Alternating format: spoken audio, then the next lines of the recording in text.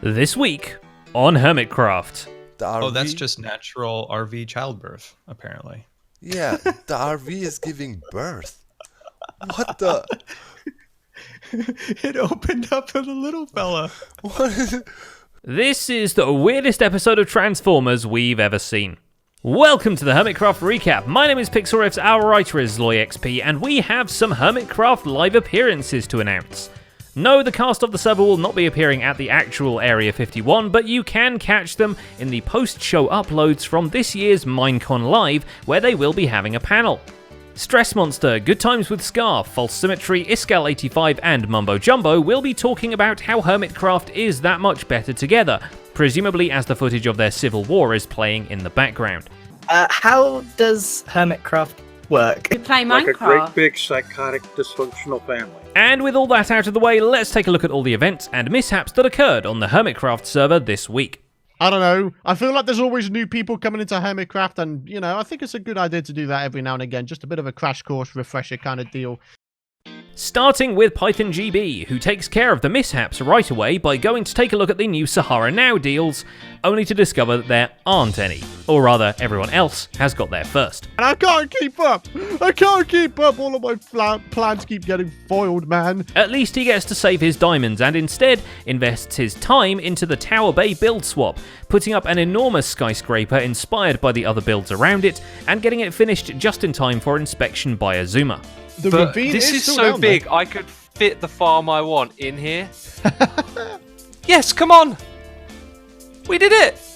The roof Volpines are actually Xisuma's second attempt at a sweet berry farm. The first one was unfortunately placed in the underground of Tower Bay. The foxes did not tolerate such horrible working conditions and just went on a sleeping strike, meaning they apparently have way more agency than villagers. The foxes can decide to sleep, and if they're sleeping, they're not farming. It's okay though, Xisuma has some other workers to profit off of, the oldies of the newbie village. Yeah, we're the new guys. Yeah. No, I've seen you on Hermitcraft before. As both of them are pretty incredible builders, a pitch to start capitalizing on their skills goes down without a hitch. The three form a rival to both Concorp and Sahara, Idea Corporation. Though they're rivals only in that they also want your money. In reality, Idea would allow you to outsource your builds to Bdubs and Keralis, something neither Concorp nor Sahara is interested in, as rephrased here by Xisuma in the worst way possible. Building skills, you know? Teach other people how to build. Okay. It's the one thing that Concorp and Sahara both don't have. It's the thing they're not selling. That's what it is. They're not selling it. Exactly. We're just going to pretend that Scar's terraforming shop doesn't exist, are we? BdoubleO has a get-rich-quick scheme of his own. Now that he's shilled 100 diamonds for a Sahara Now keycard, he wants to make Sahara Now very literally pay for it. Having bought out the sweetened Architect Shulker deals, Bdubs wants to resell the items contained therein at a higher price at the new Hermitville village. For all you Sahara fans and stock exchange veterans, this is what actual stonks looks like. Buy low, sell high, go bankrupt, collapse the economy. This is the perfect plan. Yeah. We're going to be rich. I'm going to be playing around every day, Bubbles. We might have to have a meeting about that at some point. The trouble with that is right now the only people who'd buy anything at the new Hermitville are Keralis and Bdubs themselves.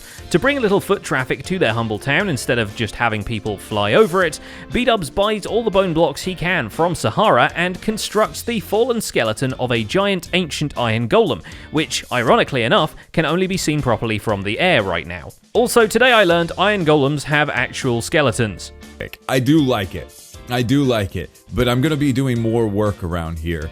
Joe Hills is building the other kind of tourist trap, the one with the emphasis on the trap part. After a construction session in which he dies in a ravine twice, dies again trying to collect lava, and then burns to death on his own roller coaster, the safety checks are finally complete, and his contribution to Hermitland is ready to claim its first victim. That unfortunate soul turns out to be BdoubleO. And if you wanted to bring your own fire resistance potion, you can pay $30 for a corking fee. You know. What? Well, it really breaks the game, but I knew somebody was going to try it, so this way I can tell them that they owe me 30 diamonds. Joe eventually manages to convince Bdubs that a renamed piece of quartz or powered rail is a prize worth risking your life for, and Bdubs commits to a few of the animal noises he's instructed to make in the book before launching himself around the track, and, remarkably, coming out unburnt to the obvious disappointment of Joe. At least it guarantees he'll leave a good Yelp review. Make a sound. Pig. Creeper. Parrot. And quack. And repair it. And now, please enjoy this selection of noises made by False Symmetry and Cubfan. Make this pig oink, oink, oink, oink, oink. Moo! Oink! Bah. Woof! I'm not making noises. I can't even make a guess sound. It says Doc. Alright, guys. Speaking of people who risk their lives for our entertainment, Mambo finds his death message marketing strategy has been sabotaged yet again and decides to give it one more try, and it finally pays off when Docm takes pity on him and hands over his 100 diamonds. It's gone full plead mode now, please take pity on me. I was gonna ask you anyways if you would sell me one, because I knew the others, were, like, I think both have 4. Yep, so... they're gonna have to fight to the death. That's how that's how that's gonna be resolved. That's still only one membership, so Mambo buys himself a membership just to get his numbers up, which we're pretty sure counts as insider trading. Unbelievable. Yeah, I was going to take pity on you, Mambo. I was going to buy one from you. But you've just gone and been rather cheeky. After a brief trip to his industrial area to link up storage for each of his enormous farms, Mambo decides it's time to set a deadline for the villager trading hall contest between himself and Iskall. Rather than affect the outcome by picking a date themselves, Mambo decides to leave it up to the whims of fate. And by fate, we mean a random number generator where the number is dispensed onto a villager's head and then they have to kill it. Don't press it yet. I wonder what his voice is. Is his voice like, 5 days? If I could have done that, I would have done that. With 9 days left on the clock, Mambo adds a progress bar and a pre-arrival zombification area to his villager summoning system. But before he can do much more, Iskall invites him over to the back patio of Sahara and asks him to build a concrete maker worthy of Mordor. True to form, Mambo puts together the blast chamber and collection mechanism for all the converted concrete, and somehow manages to not blow up half of Sahara in the process. Oh my word. We have gotten so lucky. Good grief. That would have been catastrophic. The concrete farm isn't going quite so smoothly for Iskall. After asking Grian to supply him with dyes from that big flower farm he has now, Iskall gets the reply that the flowers are for a thing and he can't quite provide them yet. Also, he gets ambushed by mobs while he was tabbed out and almost donates his entire armor set to a nearby skeleton. Give me back my stuff, stupid idiot. Even though Sahara now has turned a profit, Iskall is making more money on his own thanks to certain people's obsession with the run minigame. That doesn't put him off adding yet more stuff to Sahara, and he closes down the main ordering interface to restock everything they sell, and instead builds a system that tells them they need to restock everything they sell. The latest gadget to be bolted onto the Sahara infrastructure reads the keycard items thrown into the ordering interface, and the giant redstone lamp panels let you know that everyone's been buying cheap fireworks again. Quite a little bit redstone high-tech stuff, but it's actually very, very simple to build one of these modules, so... The one thing Iskall had to be wary of was digging too far down and busting open a wall in TFC's base, but even if he had, the resident Vault Overseer wasn't at home. Instead, TFC took a trip out to Hermitville this week to take a look around, and things have sort of escalated since he was last here. I mean, wow. Holy crap. There's also a lot more hermit land to tour, and while he doesn't feel like being boiled alive on a roller coaster or digging straight down, he does have a good time exploring the town of Falsewell and identifying Star Wars references. Is that a TIE fighter? Yes, it is TFC, and it will TIE fight you unless you step off the premises. With both the hippie countdown looming over the tree line and a whole lot of dupable TNT at his disposal, one can't blame Docm77 for being a bit trigger-happy lately. You know the man's stressed when he starts putting explosives in the elevators, but these are the good kind of explosives, ones that just propel you into the air really fast. He even installs a couple of blast doors so the shockwaves don't disturb any of their carefully curated alien artifacts. Should be good. No.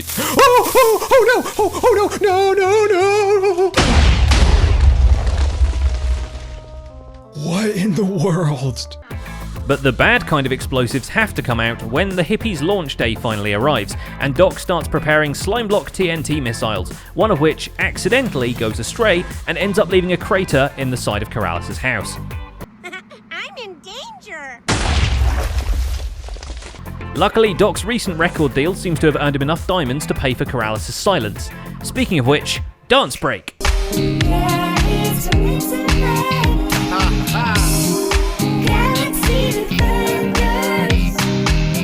The Will to his Smith, Good Times with Scar, is more constructive about Area 77's inner business. As the hippie countdown leers over, Scar expands the containment unit under the hangars to relocate the primary subjects to a location of maximum security. This is much needed, as one of those, the Time Machine, was not even at Area 77 but tucked away under the pineapple under the sea Grian built in the beginning of the series. But how do you make it even more secure by hiding it next to something that nobody wants to see?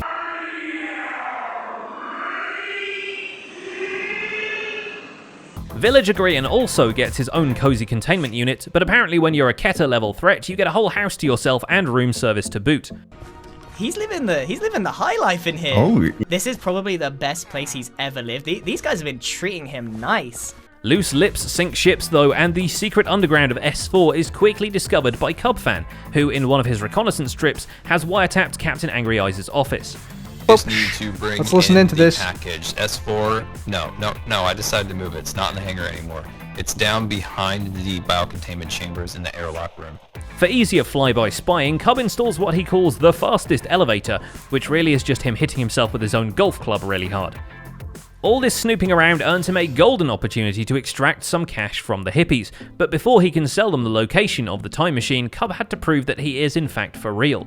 So he sends them a voice message and a map to the location of Ren's nuclear reactor to sweeten the deal. Alright guys, so I left the music disc in the campfire for about the past day or so, and yeah, this should have wiped off all the music from the disc itself. This is not how you burn a CD, Cub. When they say a fire mixtape, they do not mean actual fire. Right, let's play this and see what happens. Dear hippies, you don't know me, I don't know you. Well, that's Let's Cub. keep it that way. Okay, so Cub knows... This message will self-destruct in 5 seconds. Self-destruct... How? Just kidding. I always wanted to say that. But instead of dropping him a hefty sum of shiny blue rocks, Grian goes for the other person Cub has sold maps to recently, False Symmetry. False happened to be hard-pressed for cash to spend playing Run, so much so she expands her ink shop to a new miniature inkwell at the Hermitland shopping strip and her pet rock shop to the Falsewell merch store.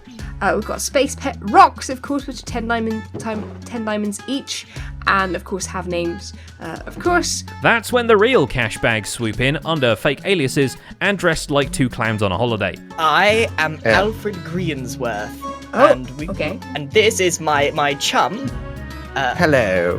Nigel Wrenfeather. The Area 77 tour goes south faster than expected, not helped by Grian tripping one of the alarms just because he was curious as to what that button would do. Freaking hippies! Come on, hunt! Go foxes! Thanks for nothing. Soon enough, Docm shows up from a hangar, causing False to bail on her excessively British clients like she never bailed before, pack up shop, and depart to Romania where she intends to live as a goat. Being a tour guide, that's over. Just gonna stick with Mare. I think I'm probably safe with Mare. This wasn't a complete bust for the hippies, however. In the rumble and panic, Rendog still managed to snatch the nuclear reactor the man has rightfully taken from him. It wasn't the only hippie incursion, although this one seemed like more of an accident, as Ren Bob wakes up inside the spaceship suspended from the ceiling and gets the neuralyzer treatment as soon as he leaves the hangar doors. Whoa, man. You sold many beetroot. I sold many beetroots. I'm going to my RV to sleep, man. And I need some gas money from a van. Yeah. He even forgets to turn up to Hermitstock, a music festival set up by Rendog with the intention of teaching the local pillagers about peace and love. After a few minor accidents setting up the DJs on stage... Super excited. Our first celebrity DJ rip. The pillagers get to take out their frustration and eventually accept that crossbows aren't the solution after all. With the final countdown running out, Grian had no choice but to pay Cub for his intel and initiate the actual sturm. It turns out the mother RV from before really was, well, a mother. Through the magic of ill-conceived redstone, the now airborne giant RV gives birth to a smaller, actually slimeblock-powered camper van that flies out to Area 77 and, a substantial amount of time later, crashes into a hill on the other side of it, leaving behind a wide trail of flowers and grass. Oh, that's their little home. What's going on now? Come on, village. Oh, sorry, I tripped on a rock. It's in my shoe. It really hurts. Stop. Do you hear something? No, I'm too distracted by the rock in my shoe. This effective distraction befuddled Docm and Scar long enough for them to not notice a set of 3 name tags approaching the S4 sector from underground. Through tunnels blown up and dug out, Impulse, Grian and Ren make their way into the subterranean facility, jump into the bootleg TARDIS, and on a count of 3 clock spins, disappear into a cliffhanger. Flick the lever. Wait a minute. And we turn 3 times. 1, 2, 3. Hey, you. You're finally awake. I guess Impulse SV will have to hot potato someone in the past, or maybe the future, but I guess he would always have had to hot potato someone in the future, so none of the stakes have really changed there. It's worth winding our own clock back a little to point out how it happened. After Docm pranked his RV and created the irritating brown note distraction, Impulse wandered in to find his bed, and instead found a small indoor fireworks display and a book which said, "Got him!" What is going on? Oh gosh, I'm getting hurt. I'm gonna die. What is happening? Oh no. Are you kidding me? The resulting video, in which he designs a Minecraft version of the board game Perfection, is all the more bizarre when his hippie voice is in full effect. Yeah, man, we're gonna do some redstone on camera, man. It's gonna be amazing. Meanwhile, back in the present, the Area77 crew realizes too late that something may be up, and that the digging operation they discovered might actually have been a digging operation. Rushing to the deep levels where the Time Machine and Villager Grian are stored, they discover one of the two has gone missing, and it's not Villager Grian. Still, Doc seems to have got whatever information he wanted out of the time-travelling tent, and they set their eyes on the other alien activity rumoured to be elsewhere on the server. Which brings us to Stress Monster, who has adopted the "if you can't beat them, join them" school of cattle herding. Or perhaps she's just trying to better understand the strange allium cows that appeared on her amethyst-enriched hillside. Can you please get out of my face? Thank you. Out. Okay, now the buttocks. Okay, that's not really what I wanted. Or maybe she just wanted to try on a new onesie in case a slumber party breaks out on the server. Either way, she's moved some of the alamus to her base and set up an environment where they can live comfortably. And maybe that will distract the scientists enough that they don't smell the haunting aroma of burning villager wafting in from the room next door. Do not tell a soul. I'm so sorry, but I've got no use. And that's about it for this week's recap. Our writer is LoyXP, and my name is Pixel Riffs. I'm going to be away next week, so expect a much more Russian voiceover. And if you miss me, maybe consider watching one of my videos in this week's End Screen Theatre, or even listen to the podcast that I make. Don't forget to leave a like on this video while you're still here, and subscribe so you won't miss future recaps. Thanks for watching, and Zloy, we'll see you next week.